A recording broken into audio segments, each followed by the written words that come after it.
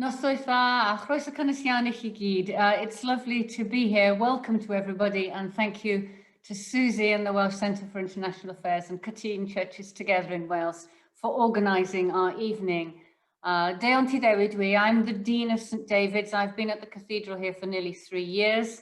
I've been ordained as a priest in the church in Wales for over 20 years. But before that, I worked for the Foreign Office for 15 years in political and economic analysis. And so I still have a sharp interest in all things political. So I'm delighted to be hosting this evening. We have 3 candidates who I shall ask to introduce themselves in just a moment, from Plaid Cymru, from Welsh Labour, and from Welsh Conservatives.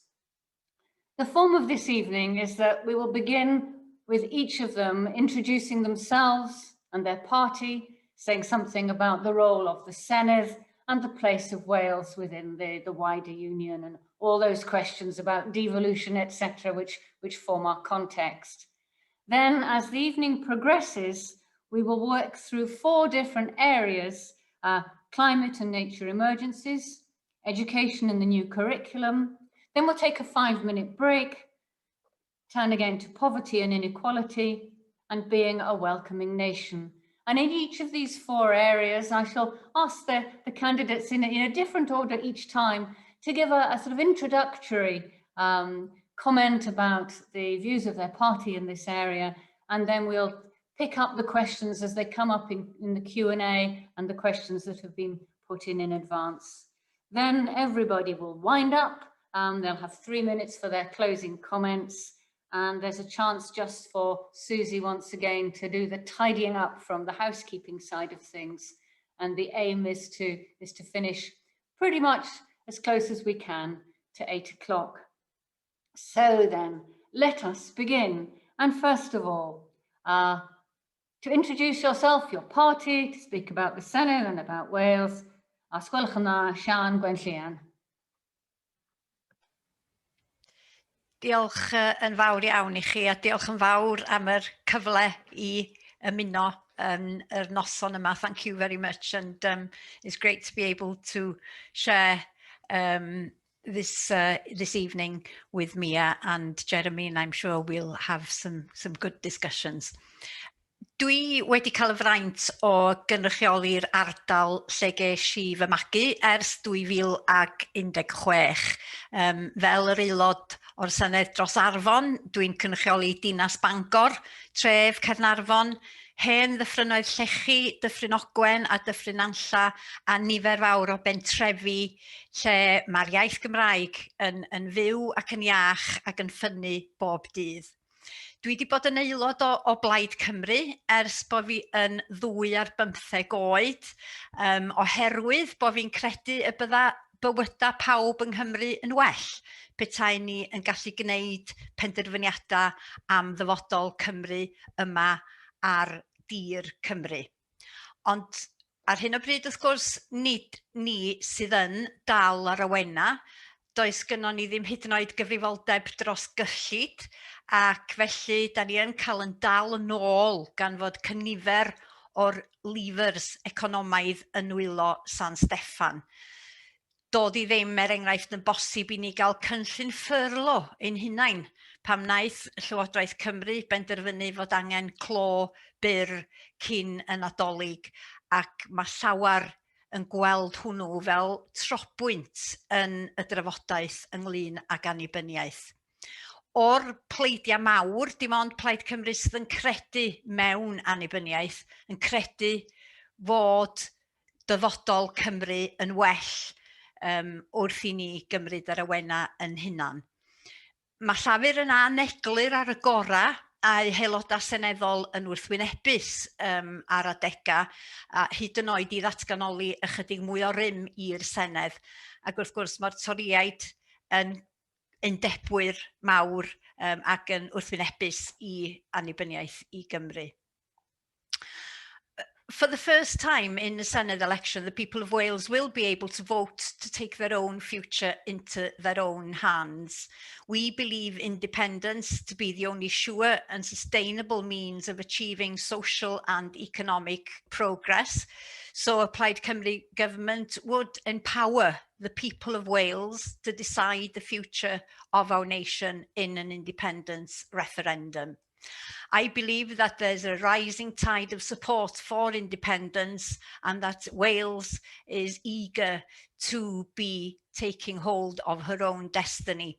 People are losing faith in Westminster, rejecting second-class status, and realising that doing things our own way is the best way.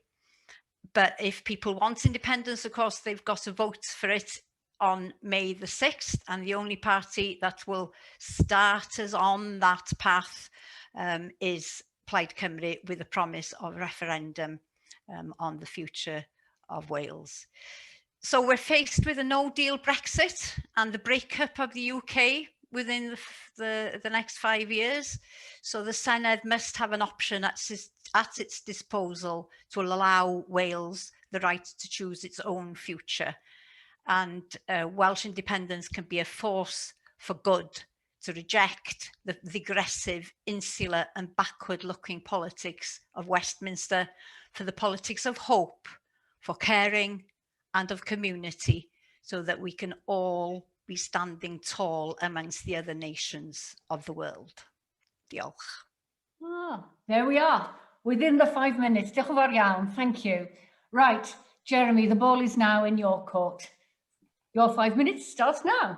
Well, diolch yn fawr. I'm Jeremy Miles. I'm representing Welsh Labour in the discussion, and I'm also a member of the Cooperative Party, which is also colours and shapes my politics. And rwy wedi cael yr anrhydedd o gynrychioli Castell Nedd yn y Senedd ers 2016 ac o wasanaethu yn Llywodraeth Cymru fel cwnsler cyffredinol, sef y swyddog cyfreithiol, ac hefyd y gweinidog dros pontio Ewropeaidd. And I've had, as a consequence of my roles in the government, a very significant focus on constitutional matters in the last 3 somewhat turbulent years in the context of devolution. On the positive side, I led for the Welsh Government in relation to the Commission legislation to extend the franchise, in particular to 16 and 17-year-olds, which one of the things I'm proudest of having done in my hopefully first term. And I'm also, on the more kind of negative side, I suppose, of my responsibilities, currently pursuing legal proceedings against the UK government for its attempts to undermine the devolution settlement in Wales. I think the Senedd is a remarkable institution, which I think has accomplished great things in a comparatively short timescale. And even in the last 5 years, I think we've legislated in a range of ways which will make Wales a better and more compassionate and more inclusive place to live. Most recently, if I may say, I know we'll come on to this, in the curriculum bill, which I think is the single proudest vote I've cast in my 5 years. I think it will be overwhelmingly one of the greatest contributions the Senedd has made to an inclusive Wales in the future, and I'm very proud of that. But the devolution settlement, I think, is not up, to the task of fully protecting and enhancing the interests of people in Wales. And there are whole areas of powers where we ought to have those in the hands of people in Wales. Policing and the justice system is the most obvious example, but equalities, taxation, energy policy, we need further powers in those areas. And so my view is really devolution is delivering, but it needs to be able to go further so that we can go further as a Senedd and as a government. But at the same time, I think devolution is a settlement that is under threat. And the Conservative government in Westminster, I think, is engaging in a highly strategic, programmatic attempt effectively to neuter devolution by giving itself powers to act in devolved areas and simply withdrawing whole swathes of funding from the Welsh government. So I think in this election, devolution is very much on the ballot paper. What does the future hold? Well, I think for me, the UK needs fundamental reform. Wales needs a stronger voice, a fairer deal, if you like, within a reformed UK. And if we are elected back into government as a party, we want to lead a national conversation about our constitutional future as a nation. And there are a range of perspectives in that conversation. We will argue for a sort of federal reform of the UK, and we will seek to build alliances across the UK to achieve that. I've heard what Siân had to say. It seems to me that after the trauma of leaving the European Union, which frankly has only just begun, embarking on a process of leaving the UK as well, is fundamentally not in the best interests of Wales and clearly not supported by people in Wales at large. And so for that reason, I think an independence referendum seems to me completely the wrong way forward. I don't myself think the case made by Plaid Cymru is remotely faithful to the challenges of independence. And I think for too many, it's perceived as a way of not having to have a relationship with England, which I think is frankly fanciful. And I also, I have to say, reject the notion that independence necessarily will lead to a fairer Wales. I don't think it is necessarily the case. And I also don't think it's the case that fairness is impossible without independence. But I also don't believe that there is any longer a case for the status quo. And for that reason, I absolutely welcome a national debate about our future. And I recognise that developments elsewhere absolutely have a bearing on the paths that lie ahead for us as a nation. My experience of the last 5 years is of a Senedd which is close to the people of Wales, needs to be able to serve Wales across a broader range of areas, but to do that within the context of a reformed UK so that we can share resources, but also reflect the differences between the constituent parts of the UK. I think that's what most people in Wales want. And as I say, I hope my party will have an opportunity to lead a national debate on that within Wales in government after the election. Diolch. Diolch. Thank you very much, Jeremy. So then, Mia, you and your party, over to you. Thank you very much, Sarah, and thank you for inviting me here this evening. My name is Rees, and I'm standing on behalf of the Welsh Conservatives in Cynon Valley. Before moving into a career in politics, I worked for Welsh charities, including the Prince's Trust and the Wallet, so I have a keen interest in youth policy, particularly in youth employment and in homelessness. This is an incredibly important election for our Senedd at a very unusual time. Awareness has historically been very low, and it'll be interesting to see if the COVID-19 factor brings any change on knowledge of those key devolved areas, particularly health and education, which have seen huge disruption across our United Kingdom over the last year. Whoever is elected in May will make decisions that will affect many of the issues up for discussion this evening. And I have been asked to touch on the union, and my views on that will not surprise anybody in attendance. I believe in a strong Wales, in a strong United Kingdom. I think it's really important that we recognise that we wouldn't have had such a fantastic, strong vaccination programme if it hadn't been for the bargaining power of us as a Great Britain and Northern Ireland. I think that's really important to recognise. Our nation's peace and prosperity comes from our strong union, and I struggle to see that being a threat. The only other thing I would sort of add on that as well is that talking to people, most people I speak to, because as you're out delivering, people are really desperate to speak to you at the moment, which is hardly surprising. Not a single person has brought up the union or independence with me. And I know I'm just one person, I'm just one sample size in one area of the Wales valleys, but I think that's important. Devolution has changed and developed over the years, and we really need to make the most of what we have. The levers we have can deliver excellent education, quality healthcare, reduce our climate impact, tackle poverty and promote equality in Wales. And the Welsh Conservatives have a number of ambitious policies and measurable outcomes in all of these areas. And I'm just going to mention one policy in each of the areas that we'll be discussing this evening, because I think it's a good way to sort of open the Welsh Conservative offer. Firstly, in climate and nature emergencies, we will introduce a Clean Air Act in the first 100 days of a Welsh Conservative government. In regards to poverty and inequality, we will focus on the root causes of poverty and inequality, including jobs and housing, and that includes building 40,000 social houses. In regards to education, we will increase school funding, and we will promote more routes to excellence, making sure there is equity between academic and vocational routes, including our Second Chance Fund. In regards to Wales being a welcoming nation, we will work with faith communities to tackle hate crime, particularly in regards to anti-Semitism and Islamophobia, and we'll introduce a race equality plan. And before you go, oh God, another plan, I just want to be really clear that this plan will have clear, measurable outcomes that a future Welsh Conservative government could be held account to, and the public sector around it could be held account to. And it would focus on 4 key areas: racism, education, health, and employment. Thank you again for inviting me this evening, and I hope we have a good discussion on how we can build a better, fairer Wales. Thank you. So, diolch Mia. Thank you to all 3 of you for setting out your stall and opening up the debate that's ahead of us.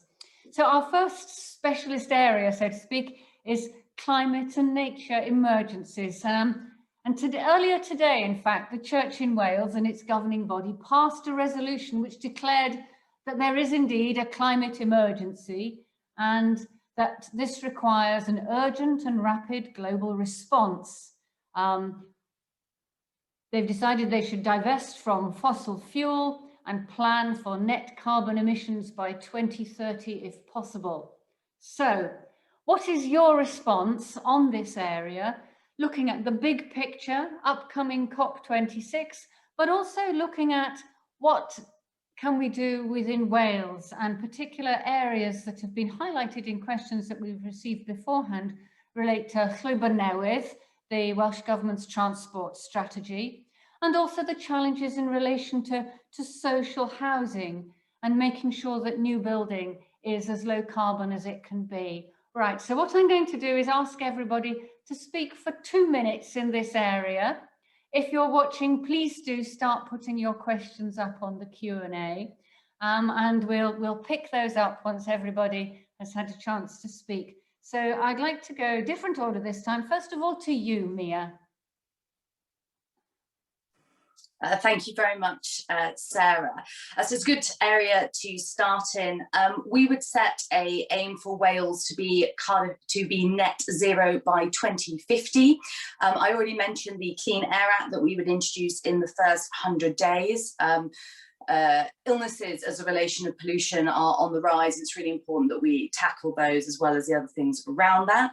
We would introduce an energy efficiency voucher scheme. So this is particularly in regards to housing, to support housing and bring it up to a more environmentally friendly standard. And there is also, we have discussed with our commitment to building more social housing, making sure that it is as energy efficient and as close to low carbon as absolutely possible.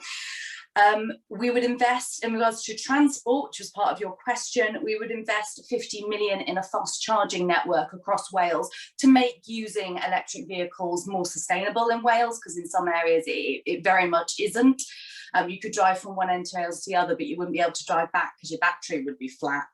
And as part of our jobs offer, that includes 15,000 green jobs. So that's sort of a good sort of outline of our policies in this area, and I'm very happy to answer any questions. Thank you. Okay then, and next, Siân, please. How would you respond in relation to the environment? Oh, thanks for that. Dwi'n meddwl bod angen i'r targed fod yn dipyn mwy uchelgeisiol, ac mae Plaid Cymru yn credu mewn gosod targed i ddadgarbeneiddio erbyn 2035 ac i greu cenhadaeth mwyn gwneud hynny, the Wales 2035 mission to decarbonise and to reach net zero emissions. Da ni hefyd yn credu bod angen edrych yn fanwl ar y sefyllfa ynni a creu cwmni ynni Cymru sydd yn y gwmni bydda yn datblygu anghenion ynni Cymru gyda tharged o gyrraedd 100% o drydan Cymru yn dod o ffynonella adnewyddadwy erbyn 2035. Mae angen deddf natur efo targedau penodol mwyn adfer bioamrywiaeth yn gwlad ni. Ac o ran yr ochr tai, dwi'n meddwl bod na wrth i ni ddod drwy'r cyfnod adfer Covid gyfle gwirioneddol yn fan hyn i nid yn unig i ddatblygu tai y dyfodol sydd yn llawer mwy gwyrdd ac i retrofitio yr stoc tai presennol gan greu miloedd o swyddi hefyd ar yr un pryd, sef agwedd sydd yn bwysig iawn wrth i ni adfer o'r cyfnod y Covid yma. Felly mae gennym ni lot fwy o bolisïau, falle fydd yna gyfle i drafod rheini hefyd. Thank you. Jeremy. Well, I mean, this is the fundamental question of stewardship of our age, really, isn't it? It's an economic challenge, an environmental challenge, but it's also, frankly, a moral challenge. And it's not the next crisis that we face, it's the crisis that we are living through now. So from our point of view as a party, what we want to do is integrate action for nature into economic activity at large, into sheep farming on the one hand, to steel production on the other, and our manifesto sets out a very ambitious plan for that. We've already spent over $1 billion since 2000 on improving waste collection and waste reduction, and recycling figures have reflected that. We've banned fracking, we've made sure that Wales is free from GMOs, we've introduced strict regulations to reduce agricultural pollution, which both Plaid Cymru and the Conservatives voted against, which is a reminder that actions obviously speak louder than words. And we've invested significantly in the marine biodiversity space as well. Our manifesto commitment involves abolishing single-use plastics, creating a national forest for Wales, a new national park, a moratorium on all large incinerators, legislation to deal with the consequences of the environmental climate emergency. So coal tip safety is an example of that. We'll want to develop reuse and repair hubs in town centres right across Wales to boost our circular economy. We'll bring in a Clean Air Act, and we'll fund additional flood protection for more than 45,000 homes. We'll continue with our low carbon housing construction programme by adding another 20,000 homes in the new Senedd, and a significant expansion of our retrofit programme to go with that. We are clear that the net zero commitment of 2050 is an ambitious target, and whilst I hear other parties saying we should be more ambitious, I would just say that the Committee for Climate Change itself thought that net zero by 2050 was more ambitious than could be managed. So it's important to be evidence-based as well as describing an ambition. It needs to be capable of being accomplished, and we are committed as a party to doing that. Right, thank you all. Now, this is the point at which we discover how agile our various candidates are. We have a number of questions popping up on the chat. One specifically for Mia, but I think about Wales and rail and the Heart of Wales upgrade possibility. A question for all the parties on nuclear energy. Another question which is about the well-being, Wales's commitment to the well-being of future generations and being a globally responsible nation, and how that relates to imported commodities, although of course I think trade policy is not devolved to that extent. Ancient forests, another question area, and issues and solutions of the nature emergency and loss of biodiversity. There's a lot in there, but pick up what works for you, and if you want to talk about other people's policies and how yours compare, go for it. So Mia, another minute or so. Okay, I'm sorry, I'm on an iPad, so I'm just trying to, I've got to open a separate window in order to see the questions, unfortunately. So, oh gosh, some of them are quite long. There's absolutely a role for electric vehicles in public transport to respond to that, and that's something that we have absolutely committed to, particularly in regards to bus transport. There's actually, and to give Cardiff Council, which is a Labour council, full credit, they have supported Cardiff Bus in this area in introducing electric buses, moving towards that, and I think that's something that should be commended, and I think we should see more of that across the whole of Wales. I personally, Nuclear energy, what's your view on that? My role is if nuclear energy is brought safely and sustainably to Wales to bring more jobs to communities where they're needed, and I think it's absolutely should go ahead. Nuclear energy can be clean, efficient, and make a positive difference in our country. And I think we need to make sure we're moving away from fossil fuels. Should be our priority, rather than condemning nuclear energy and the opportunity for jobs for Welsh people.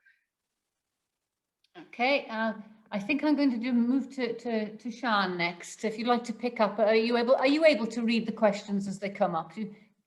I'm not really. Not.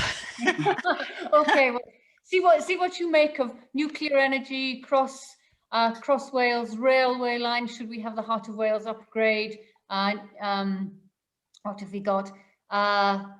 Protection of ancient forests. How do we promote Wales's sort of constructive role internationally, our overseas deforestation footprint, etc.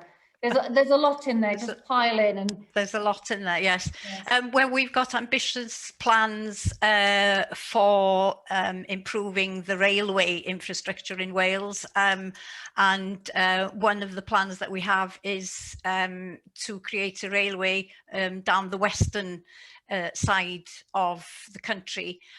Obviously, transport and tackling climate change through changing the way that that transport modes are used in this country is crucial. On nuclear energy, I don't think it's part of the future mix that we want in Wales, and it's becoming more and more old-fashioned and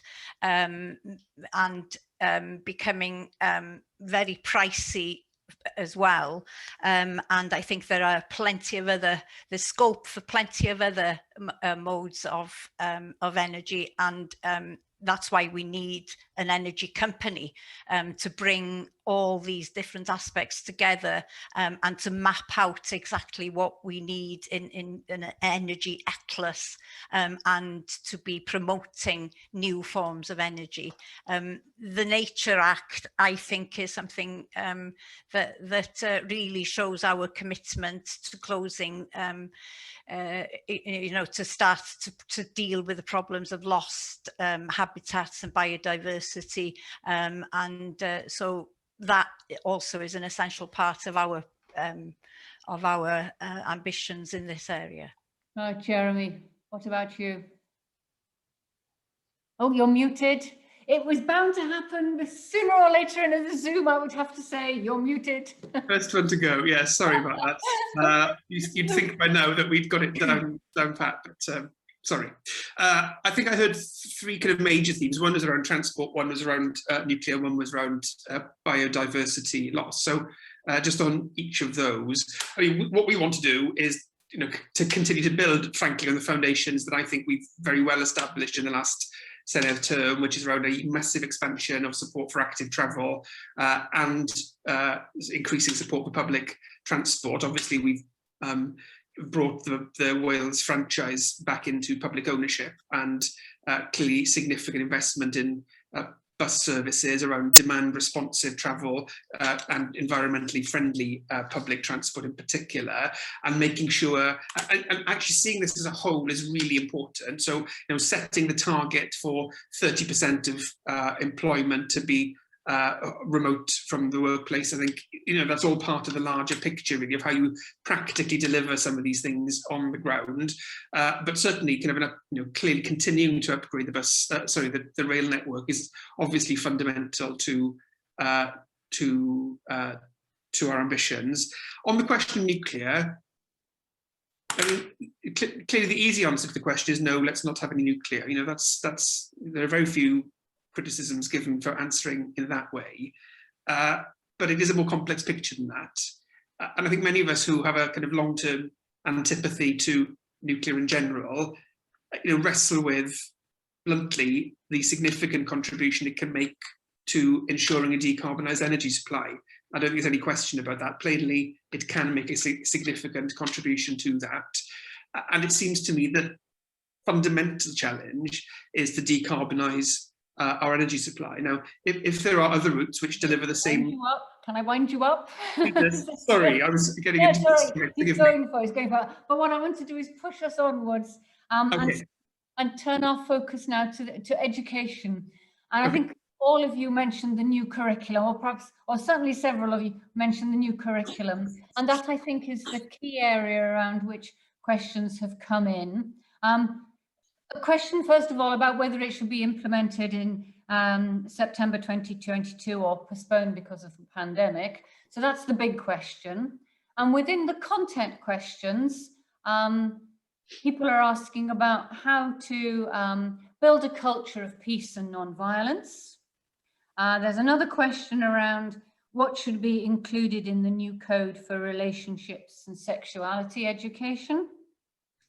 And then there's another question about what should be included in the new framework for religion, values and ethics.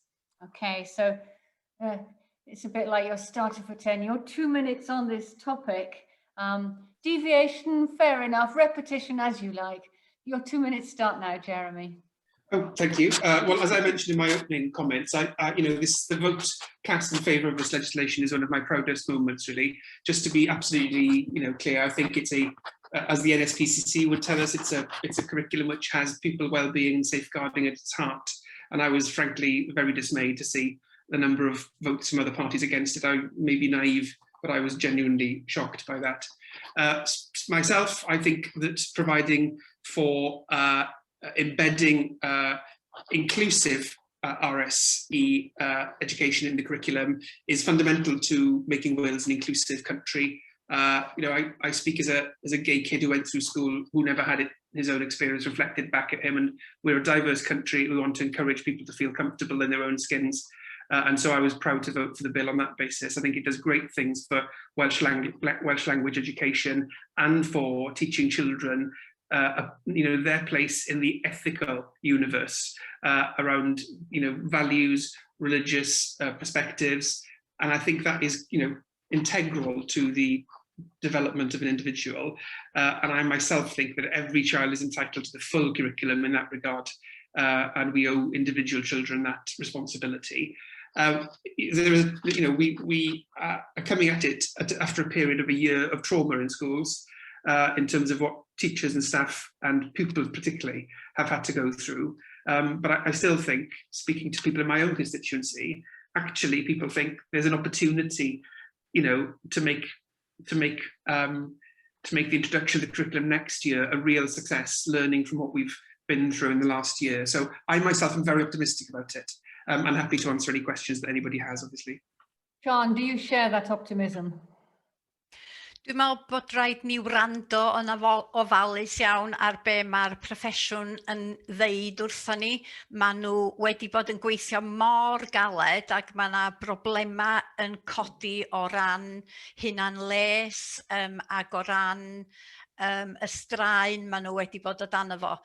Y broblem fawr efo'r cwricwlwm ydy nad oes na ddim digon o arian yn mynd i'n hysgolion ni. Mae'n ysgolion ni wedi bod yn cael ei tan gyllido am yn rhy hir, ac oni bai bod yr athrawon, yr ysgolion yn cael yr adnoddau a'r cyllid priodol mwyn iddyn nhw gael yr amser i ddatblygu'r cwricwlwm newydd ac dulliau newydd o ddysgu, fydd o ddim yn gweithio. Un peth ydy deud bod hwn yn cwricwlwm arloesol a mae'n mynd i newid bob dim.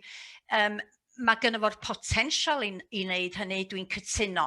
Mae yna rei elfennau ohono fo, dwi'n credu y gellid fod wedi mynd yn bellach efo fo, ond ar y cyfan dwi'n meddwl bod yna potensial mawr yna, ond mae rhaid iddo gael ei gyllido yn iawn, a dyna pam y bysa Llywodraeth Plaid Cymru yn cychwyn ar y broses o roi arian digonol i'n ysgolion ni ac yn cyflogi erbyn diwedd tymor cyntaf mewn Llywodraeth 4,500 o athrawon a staff cymorth ychwanegol mwyn rhoi y gefnogaeth llawn sydd i heiddi i'n plant a'n pobl ifanc ni.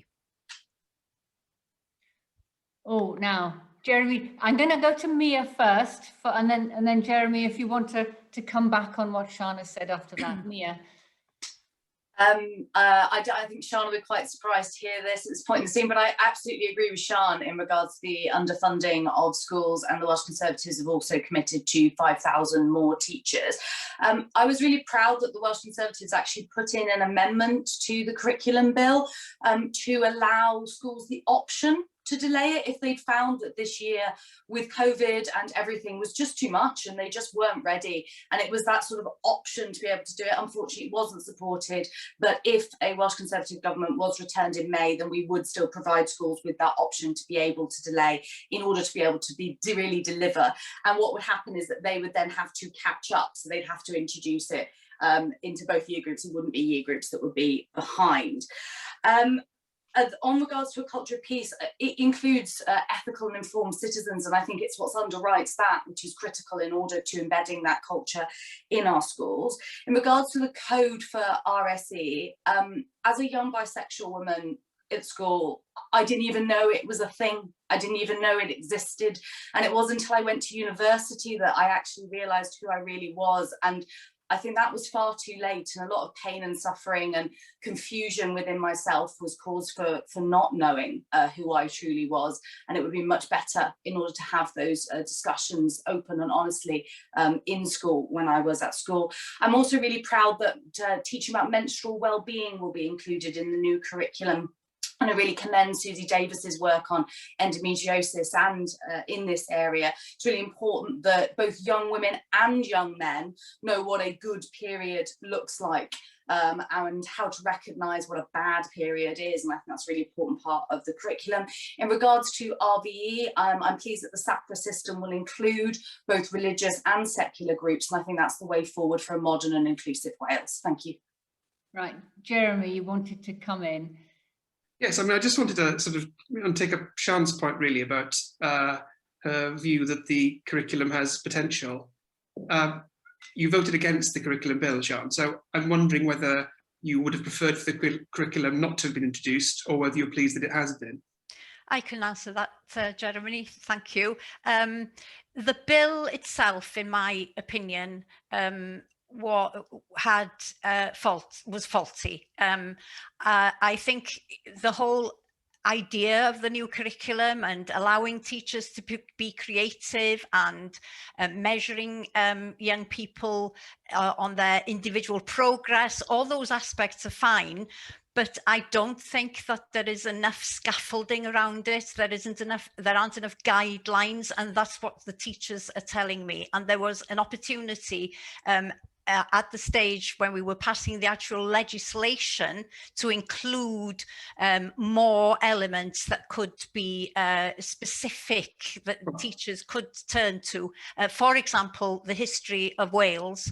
The history of Wales is not going to be a statutory requirement in all schools, which I think is a missed opportunity, and that could have wronged a lot, put right a lot of wrongs that need sorting out in Wales. Well, I mean, just on quickly. to be clear, Siân, there are a whole range of curriculum topics which did not appear on the face of the bill. So your advocacy of putting Welsh history in the face of the bill puts it in a category different from maths, Welsh, well, not Welsh actually, but maths, science, and a range of other topics. So yeah, but it does put it.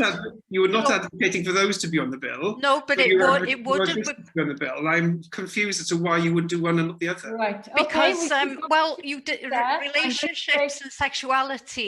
relationships and sexuality education is on the face of the bill, as is religion and ethics. And in my opinion, the history of Wales in all its diversity should also have been there as one of those mandatory elements. But not maths and geography.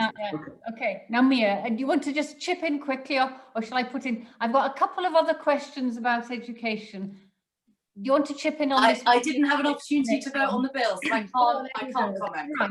Okay, two broadening questions. One is about what role should the Welsh Government play in promoting international development, that sense of guiding, using education in the international sphere. And another question, which is about actually developing education post-school. how will you ensure education for sustainable development and global citizenship can be embedded in lifelong learning to ensure people in Wales have the skills that they need? And let's just go round in the same order again on education. So Jeremy, over to you. Well, I mean, just to say, I think that the What Matters statement in the space of ethically informed citizenship and global citizenship is fundamental to this. And I think there's a really, that's a really good part, really strong offer, if you like, in the curriculum, is to help locate individual students in Wales in that global context. I think there's that's a very exciting opportunity, if I can put it like that. Okay. In a very practical way, in terms of education further in life, one of the things I'm very extremely pleased that at the end of the last financial year, we were able to find in the budget funding to roll out an international exchange programme for further education, workplace learning and higher education in the next Senedd term, to replace the lost Erasmus scheme, which shamefully the UK government withdrew Wales from. And I think having that opportunity for people, not just in university, but also in the workplace and in FE, to be able to spend time overseas in other parts of the world beyond Europe as well, I think continues to need to provide Welsh young people in Wales with a really global framework and a global context for their studies and work. Siân. Diolch yn fawr. Wel, yn sicr mae yna gyfle gwirioneddol i fod yn rhoi pwyslais ar ddinasyddiaeth ac ar fagu pobl ifanc sydd yn ddinasyddion y byd ac ddinasyddion o Gymru hefyd. Ac mae yna hefyd gyfle gwirioneddol i ddysgu, i roi pwyslais ar ddemocratiaeth a sut mae'n prosesa democrataidd ni yn gweithio. Mae hwnna i gyd eto yn botensial sydd yna yn y cwricwlwm, ond mae rhaid i athrawon gael y cyfle i ddatblygu i'w sgiliau nhw, ac dwi'n rhoi pwyslais ar ddatblygiad proffesiynol a creu'r gofod priodol yna o fewn yr amserlen ysgol i athrawon gael amser i ddatblygu'r math yma o agweddau, yr agweddau rhyngwladol yma sydd mor bwysig. Ac o ran ar ôl gadael yr ysgol neu ar ôl yr oedran 16, dwi'n meddwl bod hi'n bryd rwan i'r gwahaniaeth mae rhwng yr vocational a'r addysg uwch a rhwng y gwahanol gymwystera, bo hynny gyd angen i ni edrych o ddifri arno fo ac symud tuag at system lle mae gynnon ni yr un parch a'r un bri yn cael ei roi i addysg alwedigaethol ac y mae o i addysg mwy academaidd. A fyddwn ni'n meddwl bod angen i ni feddwl o ddifri rwan. Ydy'r system o gymwystera sgynnon ni, yr system asesu sgynnon ni yn ffit i bwrpas o gofio fod y cwricwlwm newydd yn gyrru ni i gyfeiriad lle mae datblygiad a chynnydd yr unigolyn yn bwysig. Diolch. Thank you very much, Siân. So, Mia, to you, the international perspective and also that lifelong learning perspective. Yeah, of course.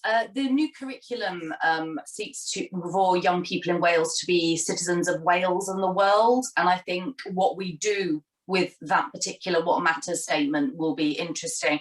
And I think that there will be hopefully further guidance. And if there isn't, there needs to be substantial training for teachers so that teachers can truly teach what that means. And that would include international development and our role as Wales and as Great Britain in the whole of the the world.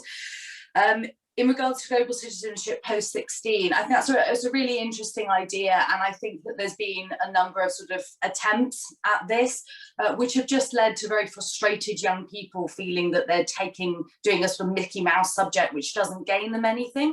And this new curriculum really gives us opportunity to bring citizenship within the curriculum, and then for that to sort of be just part of what we do rather than necessarily being a separate subject. And I think that that's the way to do it. Of course, this curriculum only goes to 16. It doesn't go to 18 or further. So what we do through there, I think, needs a further thought.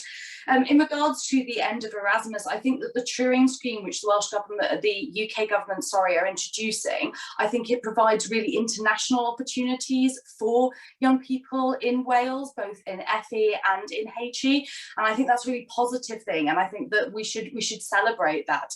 Thank you very much, Sarah. Okay, right, good. Well, what I'm going to do now is just to say, what we find is that actually we get a great rush of questions towards the end of each section, which doesn't allow necessarily everything to be discussed. But I think the plan is that these questions will be fully shared with candidates who will then have the capacity to provide answers afterwards, so that those who come back to the recording will find that there are additional supplementary questions and responses. So if we don't get to your question, apologies for that, but we do hope that the candidates will be answering them in due course. Right, we're going to take a short break of just under 5 minutes. Let's see if we can get back at 22 minutes past. And it gives all of us a chance to catch our breath, to refocus, and then we'll launch into the next topic. So don't go away, and we'll be back shortly. Thank you.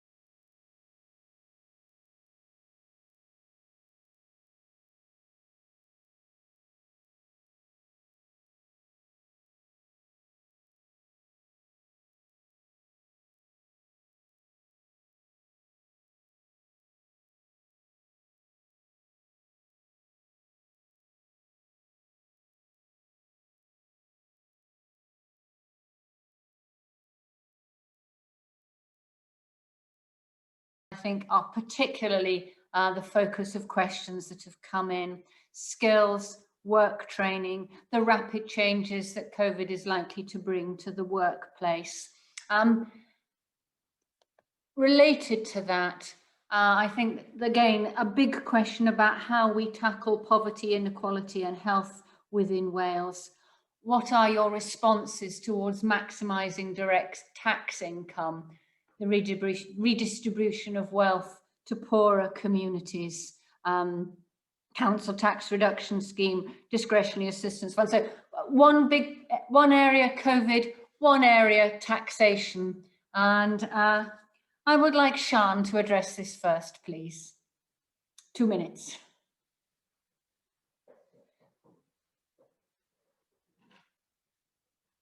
I'm going to have to say those words again. Oh, she's in.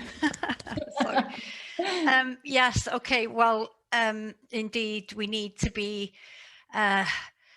planning, especially for the injustices and inequalities that are going to be facing our society, and those that have actually been highlighted through the pandemic, and the two areas you're talking about, the youth, and we need to be concentrating on jobs for our young people. That's why Plaid Cymru is committed to a youth job guarantee, so that every young person is either guaranteed a place in education, training, or indeed a job, and employers would be part and parcel of all of that, and we would reimburse them, obviously, for taking on young people into jobs. In terms of taxation and in tackling poverty and inequality, the council tax reduction scheme and the discretionary payments, it does actually show what is possible and devolved powers. And of course, I would like to see more devolution of welfare, so that we can start to create our own welfare system, a compassionate system that protects Welsh citizens from the worst effects of the policies of successive UK governments. I think if we just started with the devolution of the administration of welfare, we could start to get rid of some of the worst successes that we've seen coming through from the UK Parliament. But fundamentally, the abolition of poverty and inequality has to be a core national mission. And we have to have targets. We have to go back to plans and targets. And unfortunately, those have been dropped by Welsh Government. Okay, well, Welsh Government will have a chance to answer in a moment, but Mia first.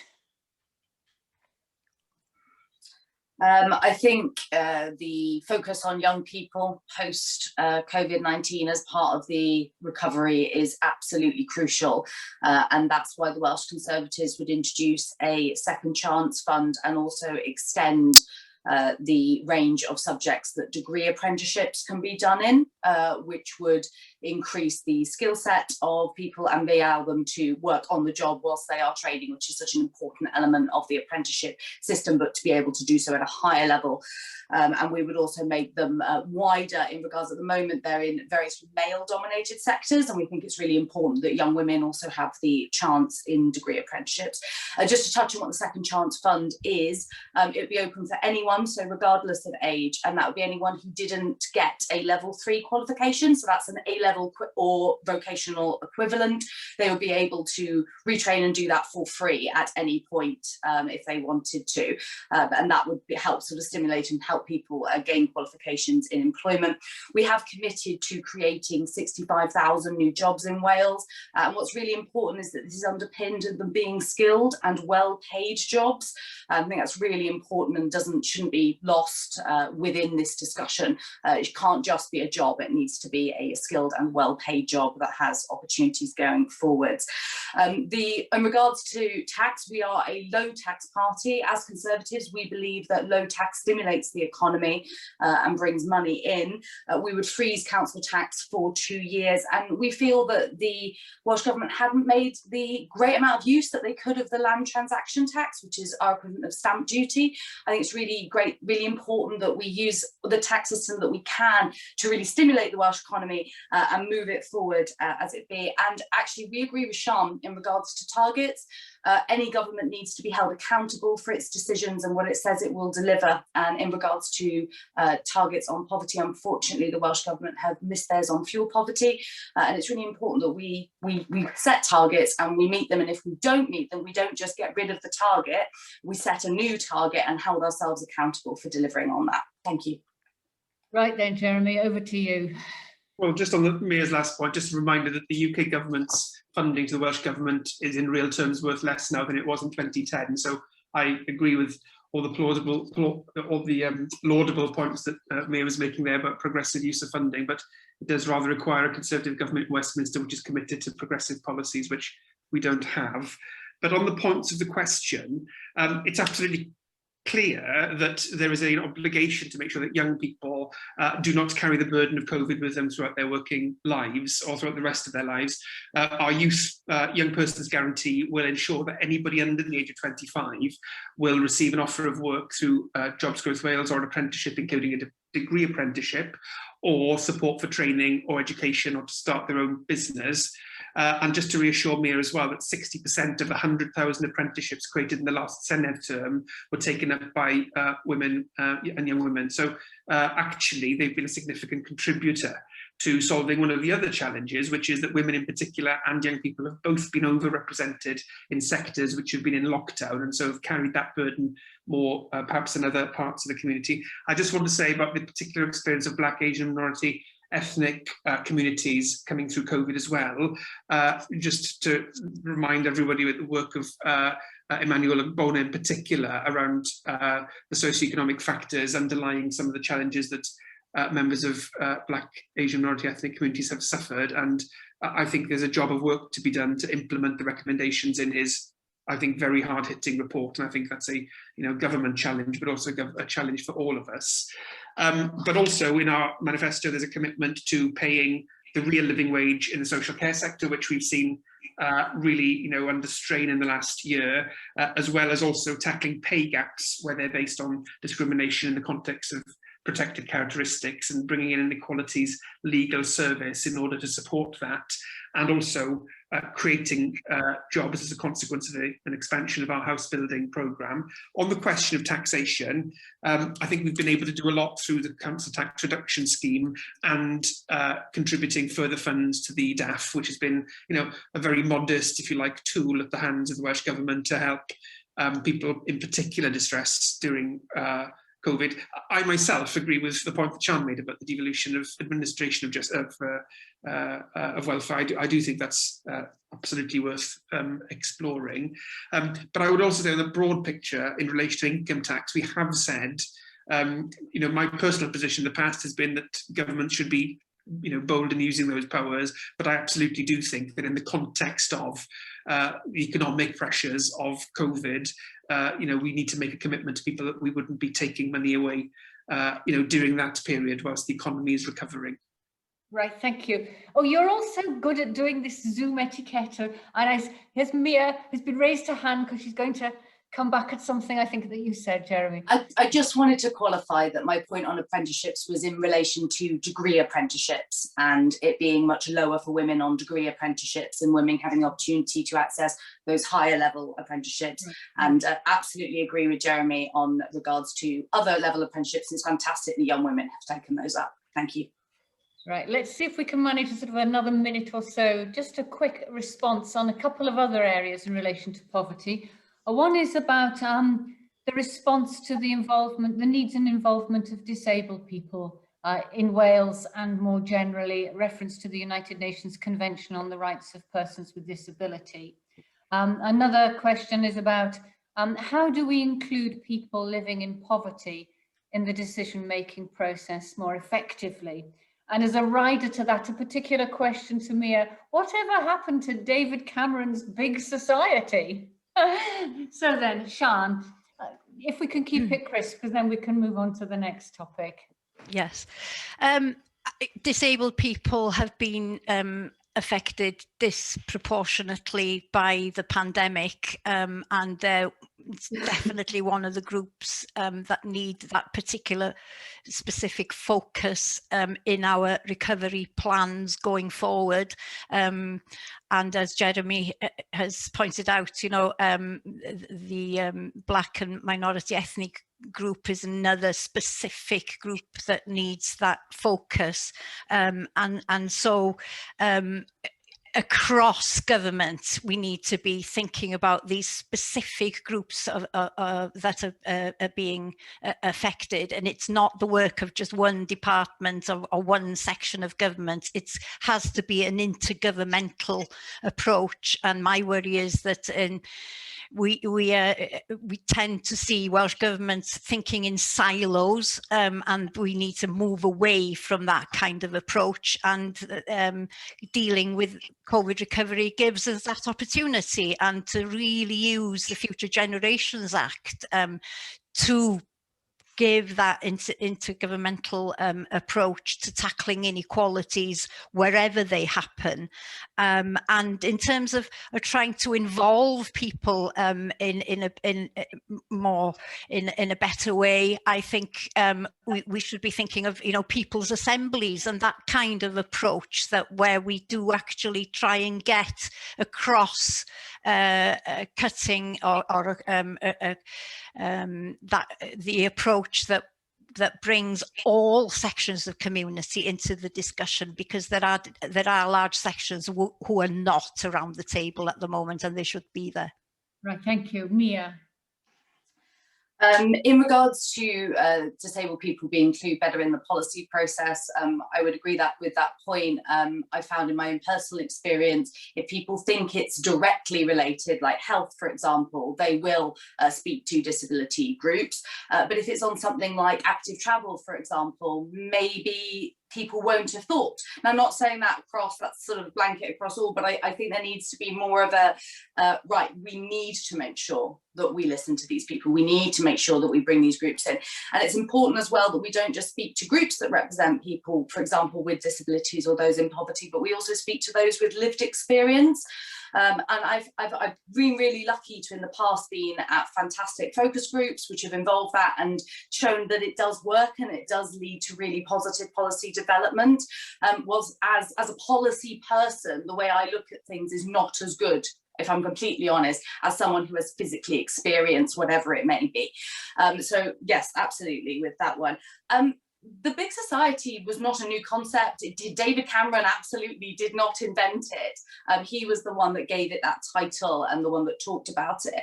And I think that COVID-19 has really shown what big society has the potential to be. The way that communities have rallied together over the last year has just been absolutely outstanding and has been the very best of our communities and society. If you want to call it, you know, a great example of what big society could be, then absolutely that's for me, that's it in a nutshell. Okay, in a nutshell. Over to you, Jeremy. What's your response? I just want to agree with the point that Mia made about lived experience. I think that is essential. And on the point about including people with lived experience of poverty, I couldn't agree more. I think that implementing the socioeconomic equality, public sector equality duty will, I think, create a framing around that for government, which will require more, even more of that, if I can put it in those terms. On the rights of disabled people and what more we can do in that area, our party is committed to the incorporation of the UN Convention on the Rights of Disabled People into Welsh law if we're brought back into government. And I think that will also have a catalytic effect throughout public services and public bodies, which will obviously create duties, but I think, you know, perhaps in a more profound sense, create a culture change as well, which is obviously what we all need and want to see, I'm sure. On the last point about Siân's point about silos, I think it's a genuinely complex question, really. I absolutely agree that government operating in silos is a bad thing. And yet on the other side of the coin, when the obligation to tackle poverty was spread amongst all portfolios in government so that it wasn't effectively siloed, we were equally criticised for doing that. So I think that just, illuminates how challenging some of these questions are about how you organise government to deliver particular outcomes. But the fundamental point is to have a very clear policy focus and have all portfolios focused and trained on delivering that. Right, okay, I'm now going to move us forward to our final topic, which is the broad umbrella term, welcoming nation. Now, some of this is about refugees, asylum seekers. So the question is, should Wales be able to set its own priorities for immigration, separate from those for the rest of the UK? And if so, what should they be? Another area you might like to pick up is the role of Wales in the world in terms of what I'm just going to find the question. I've got it here somewhere. Oh, bear with me. There we are. What is the role that Wales can play within the global family in overcoming the big issues that we face as a planet, and particularly in relation to poverty and inequality? I think there's a particular Wales Africa programme link where we do have a role to play. Nation of sanctuary, all of those areas, and then I've got another question up my sleeve for a second round. So if I could start with you, Jeremy, on this one. Yes, certainly. Well, obviously I'm delighted personally that we've committed Wales to be a nation of sanctuary and supported the asylum rights programme in particular. I've talked a little bit about the incorporation of UN conventions already, done a significant piece of work about incorporating about introducing a Human Rights Act for Wales and seeing what the potential is for that. But I do think there's more to be done to make that global, the nation of sanctuary idea kind of real in people's lives. So whether that's about unaccompanied asylum-seeking children, or developing, using our devolved powers within that nation of sanctuary idea to make sure that, for example, LGBT refugees, for example, have an experience which isn't based on prejudice and discrimination. One of the commitments we have in the manifesto is around a peace academy, which would be a community of researchers, effectively, which would help our international strategies and draws on the peace mission of the International Eisteddfod in Llangollen. So I think that has a very interesting potential to reframe some of our international engagement. But just want to echo the point you were making around the importance of our existing international engagement in the development space in particular. Obviously that has been very important to us as a Welsh Labour government, and we will want to continue seeing what more we can do in that space. I do think, just finally, if I may, having had the experience of being Brexit minister and having some involvement in dealing with the UK government on migration questions, we are fundamentally at odds with the UK government in much of this space, really. We had secured agreement from the Migration Advisory Committee for there to be a separate shortage occupation list for Wales, which would be the beginning, if you like, of that sort of journey towards more powers in this space. But unfortunately, the Home Secretary refused to pursue that. I do hope that that is revisited, because I do think that's an important way of bringing 4 nations together in the UK and recognising that migration, whilst reserved to the UK government, has a very profound impact on the society in Wales as well as the economy in Wales at large. Thank you. So, Mia, is there a great gulf between Jeremy's position and yours? I think community-led work in this area is incredible, and I think that we should really commend the communities that work in this area across Wales. And I'm really pleased that the Welsh Conservatives have continued to support these initiatives that work across Wales to support asylum seekers and refugees, to integrate into our communities, feel that Wales is their home, it is their new home, and to support them with some of our incredible challenges, like, for example, navigating our various public services, which is not easy for anyone, let alone if maybe English or Welsh isn't your first language. So I'm really proud that we support that. We also are really proud of our race equality plan that I spoke about earlier, and we really hope that we can include in that obviously it's really important that as we develop that plan, we set its targets, that we include asylum seekers and refugees in Wales as part of the process of putting that together. And I'm really excited that if we are elected later this year, what that would mean and what that would bring. Diolch, Mia. So, Siân. Diolch yn fawr. Wel, un o'r rhesymau pam dwi eisiau gweld Cymru yn wlad annibynnol ydy mwyn i ni fedru gwneud yn rhan yn llawn i greu byd sydd yn well a byd sydd yn fwy cydradd. Yn y pen draw, wrth gwrs, yn amcan ni, yn nod ni ydy creu Cymru sydd yn o ddefgar ac yn groesawgar, ac yn un sydd yn cyflawni i gyfrifoldeba byd eang yn ogystal â'i gyfrifoldeba i greu gwell byd i ni yng Nghymru. Ac mi fydda Plaid Cymru wrth gwrs yn cadw nod o Gymru o ddod yn genedl noddfa, ac dwi wedi bod yn falch iawn o gydweithio hefo grwpiau yn fy etholaeth i ym Mangor ac yn Sir Fôn sydd wedi bod yn cynnig lloches i bobl o Syria, ac wedi bod yn gwneud gweithgaredda hefyd mwyn addysgu yr gymdeithas a'r gymuned yn lleol am werth rhoi lloches i bobl o wledydd lle mae amgylchiadau llawer iawn gwaeth nag ydyn nhw yn fan hyn. Mi fyddwn ni yn licio gweld grantiau addysgol yn cael i ehangu i blant teuluoedd sydd yn mewnfudo, yn cynnwys yr Educational Maintenance Allowance, cinio ysgol am ddim a'r Pupil Deprivation Grant, mwyn rhoi yr un statws wrth gwrs i blant ceiswyr lloches ac sydd i'n plant ni gyd. Okay, there we are. Right. Now, a question that's come, I think, partly from the Quakers and from others, a real concern about the events that happened and the suitability of using Penally as a place for a housing asylum seekers. And with it, a wider question about large tracts of lands and buildings in Wales that are under the exclusive control of the Ministry of Defence.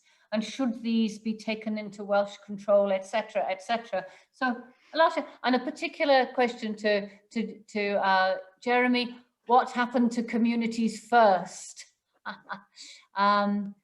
And a question about, what is Siân, to pick up on Plaid Cymru's attitude towards the Peace Academy. So I'll go around the three of you again in the same order. So Jeremy, communities first and Penally. Well, I mean, communities first, no policy remains unchanged, is it? So you learn from experience and you develop policies which learn from, the experience on the ground. So communities first changed quite a lot over the years, and I think that the arrangements we have now are probably more fitting to building capacity in communities, which I think was the fundamental objective of communities first at the very outset. On Penally, this has been an incredible stain, really, if I could put it like that. I don't want to be party political about it because I think it's too kind of big an issue, really. But this is not the way in which people should be treated, and the conditions in which people are being kept. It needs to mean something if we are saying to people that we are a nation across the UK, incidentally, which is outward-looking and compassionate and will abide by its international obligations. It needs to mean something, in the lives of people who it affects. And I think Penally was a very good example of how that, the UK government fell short significantly in relation to that. So I hope we don't see any of that again in the future. There were significant intergovernmental questions which arose in the context of that. This probably isn't the place for raising those, but we sought every opportunity really for trying to engage in a way which we wanted to try and help resolve it in a way which would have worked for everybody really, and that was never an opportunity that we had, unfortunately. On the question of Ministry of Defence lands, I'm sure Siân, to be fair, would like us to have our own Ministry of Defence, so the solution for us is probably more straightforward than it is for me. But at the end of the day, it's about, that aspect is about intergovernmental working in a way which is based on parity and respect, which this was not an example of. So then, Mia, what's your response in these tricky areas? Yeah, they absolutely are tricky areas, and they're not simple. They're incredibly complex, and I think they need to be taken as such. I'll just touch firstly on the military sites in Wales. They are obviously part of the Ministry of Defence, and it's really important that we have MOD presence in Wales. One of the upsides of that was our ability to bring in the military at very quick notice to support the rollout of the COVID vaccine jab, and before that the testing system that was used in Wales was also benefited from the MOD, and I know that the Welsh Government worked with the MOD on that. So I think we need to be realistic about all the benefits it does bring. The Welsh Conservative representatives did make representations on regards to Penally, and I think we've got to be really honest with ourselves that those young men now have alternative accommodation, and they should have always had alternative accommodation. Penally wasn't an appropriate site for asylum seekers, and I think anyone who tries to claim otherwise is incredibly naive and short-sighted. Quite honestly, I don't feel I need to say more on that. And I think I just wanted to build on a previous point. I think it was Siân mentioned on free school meals, and a future Welsh Conservative government in Wales would commit to free school meals for those those who cannot access public funds. We think that's absolutely something that needs to come forward. Thank you. And Siân.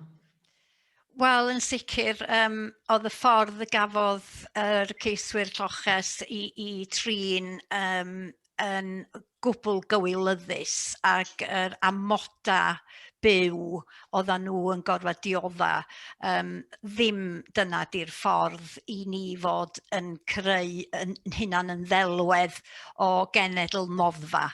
Ac mae'n drueni mawr bod y benod yna wedi digwydd, achos dwi'n meddwl bod o, fel oedd Jeremy'n dweud, yn staen ar yn delwedd ni yng Nghymru. Ac doedd na ddim trafodaeth synhwyrol yn agoedd efo'r awdurdodau lleol nag efo Llywodraeth Cymru, a petai'r drafodaeth synhwyrol yna wedi digwydd, falle na fydda'r sefyllfa ddim wedi codi yn y lle cynta. Mae angen y ddeialog yna i fod yn digwydd yn sicr, ond yn anffodus i mi, mae o'n cadarnhau pam bod ni fel gwlad angen gallu gwneud yn penderfyniadau'n hunan, a peidio cael penderfyniadau'n cael eu gosod arna ni heb y ddeialog yna hyd yn oed. Ond y gwestiwn am yr Academi Heddwch, ac wrth gwrs mae gen Plaid Cymru draddodiad hir o fod yn fudiad sydd wedi ymladd dros heddychiaeth ar hyd yr amser, a felly ni'n falch iawn o weld yr Academi Heddwch yn dwy'n ffrwyth, a dwi yn gobeithio y bydd o'n ffordd i hyrwyddo heddwch ar draws y byd. Mae beth sy'n digwydd yn Belfast ar y funud yn fynychru ni, ac yn gweiddi am y drafodaeth yma ynglyn â heddwch. Unwaith eto, dwi'n credu, mae o'n digwydd yn agos iawn i gartra yn fanna yn dydy, ac dwi'n mawr obeithio bod yna ffordd i bawb ddod o gwmpas y bwrdd, ac bod yna drafodaeth mwyn i ni fedru cael gwarad ar yr hyn sydd yn digwydd yna ar hyn o bryd. What a lot of ground we have covered this evening. Time is against us, and so I'm just going to say some thank yous before I ask each of our participants to give a 2-minute final summary of what thoughts with which they'd like to leave you. So from my part, I'd like to say thank you very much to Cytun Churches Together in Wales and to the Welsh Centre for International Affairs for the invitation to all of us to participate this evening. I'd like to say diolch o galon, especially to Stefan, who has been doing the interpretation for us. 2 minutes from each of you, please, and then we'll hand back directly to Susie to do the wrap up for us. So our final 2 minutes will come in the reverse order from the way we started. So Mia, it's over to you first. Thank you very much. I just want to say thank you very much for organising this evening. It's certainly been a mature, really interesting discussion. Thank you very much to Jeremy and Siân for being part of such a productive panel. And to those who invited us to be here this evening. I'd just like to leave with this sort of final thought, really. It's really important that we use the levers that are available to us in order to deliver change in this area. And I really hope that not an unnecessary amount of energy is used in talking about our constitutional position, and instead we focus our energies on what we can do and how we can change and make Wales a better place to be. I'm looking forward to May and what it brings. This is certainly an important election. And I know that every time there's election, people say, oh, it's once in a generation. But there is a real opportunity for change and difference and challenge as we move forward. And I hope that the electorate in Wales really embrace that and fully participate in this fantastic democratic exercise. Thank you very much. Thank you, Mia. Jeremy. Well, I think the discussion this evening, Sarah, has covered the big global themes that Wales is living in at the moment, which is around the climate crisis, the COVID crisis, our place in the world, in particular perhaps after Brexit, and the assault on devolution, which I think is real. And I do take Mia's comments in good faith on her personal part, but the reality on the ground is very different from the aspiration that we've just heard described, unfortunately. And I think the real tragedy is that we can see in this discussion the sort of respectful, reflective way in which the culture of the Senedd has developed, where there's plenty of challenge, but it's done in a way which is essentially respectful of other perspectives. And I think that is a really, really strong part of Welsh democracy. And so, whatever your perspectives are on the devolution settlement of the Union, we need to have the Senedd and its powers upheld and extended in order that that can continue to be the dominant way in which politics is conducted in Wales. I think that is to our great credit as a nation. Siân, the final word. Diolch yn fawr. Mae gan Plaid Cymru raglen lywodraethu uchelgeisiol, trawsffurfiol, mi fyddwn ni'n eich annog chi gyd i ddarllen yn manifesto ni. Mae hi yn sôn am wedd newid sawl agwedd o fywyd Cymru, ac mae'n strategaeth ariannol tu ôl i'r manifesto hefyd. Gweitha be mae rei o'r pleidiau'n trio geisio ddeud, mi fydda modd cyflawni yr hyn sydd yn manifesto ni. Be sydd angen yng Nghymru rwan ydy'r ewyllus i greu y newid yna. Da ni wedi gweld yn ystod y cyfnod Covid bod ni yn gallu gwneud penderfyniadau call iawn pan da ni'n cael yr rhyddid i wneud y penderfyniadau rheini ein hunain. Ac mi hoffwn ni weld hynny yn datblygu wrth gwrs, a dwi'n meddwl bod na awydd ymhlith pobl Cymru i gymryd yr awenan ymlaen. Ond mae yna waith i wneud yn y tymor byr, ac mae angen taclo tlodi. Dydy hi ddim yn iawn bod un o bob 3 o blant yng Nghymru yn byw mewn tlodi, ac mi fydda hwnna'n un o flaenoriaethau cyntaf Llywodraeth o dan arweiniad Plaid Cymru. Fedrwn ni ddim goddau sefyllfa o'r fath yna, ac dwi'n diolch i chi am y cyfle i gael trafod rei o'r materion pwysig yma. Dwi'n meddwl bod y themau da chi wedi ddewis yn rei holl bwysig ar gyfer y dyfodol, ac dwi'n edrych ymlaen i siarad efo mwy o bobl wrth i ni fod yn canfasio rwan dros yr ychydig wythnosau nesaf sydd ar ôl cyn Mai y 6. Diolch yn fawr iawn. Diolch yn fawr iawn i chi gyd. Thank you, Mia, Jeremy and Siân. Susie, back to you.